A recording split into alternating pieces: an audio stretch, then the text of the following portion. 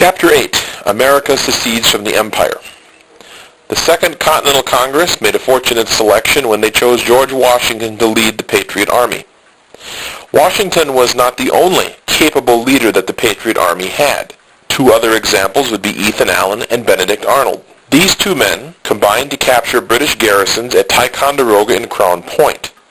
These were critical seizures because they were able to get British artillery, weapons, and ammunition, which would prove to be quite helpful later on. The colonists had captured Bunker Hill, but they couldn't hold it against a rather large British force, which attacked and eventually took Bunker Hill back. In June of 1775, the Second Continental Congress adopted what is known as the Olive Branch Petition. They professed American loyalty to the king so long as hostilities would stop. In August, King George III proclaimed that the colonies were now formally in rebellion, and he hired Hessian mercenaries or German soldiers to bring order to the colonies. One interesting voice of reason in the midst of all of this hostility was Thomas Paine.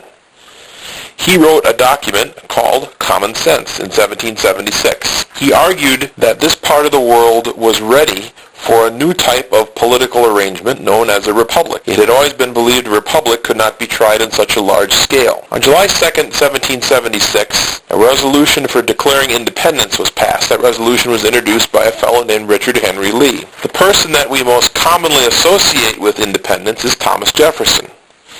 He became the main architect of the Declaration of Independence, in which we explained to the world all of the things that the King and England had done to us, and that we were not being irresponsible in our reaction. On the battlefield, General Howe, operating out of New York, proved a formidable foe for George Washington.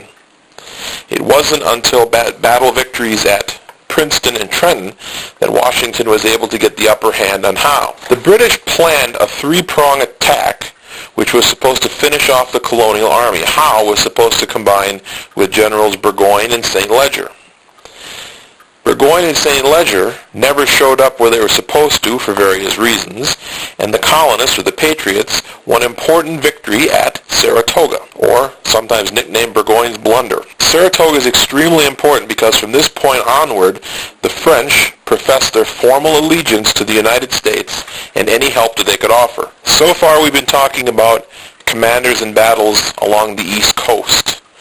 There are several important colonial leaders of the military who were operating in the West, in the wilderness, or in the South. These include Nathaniel Greene, George Rogers Clark, and John Paul Jones, who is known as the father of the modern Navy. Ultimately, the British tried to swing around, take their forces down into the South, where the population tended to be more loyal to the British cause, and then swing northward. General Cornwallis, after some victories and losses, ended up in Yorktown. Here, General Washington, along with his French counterpart, Rochambeau, cornered Cornwallis and forced him to surrender. Cornwallis was so humiliated that he himself did not offer surrender. He instead sent a lieutenant.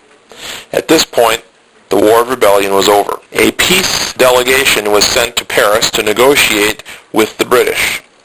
The Treaty of Paris, concluded in 1783, was conducted by a team that included John Jay, John Adams, and Benjamin Franklin. The commissioners for the British were unwilling to even pose for the oil painting commemorating the event. The United States of America was now formed.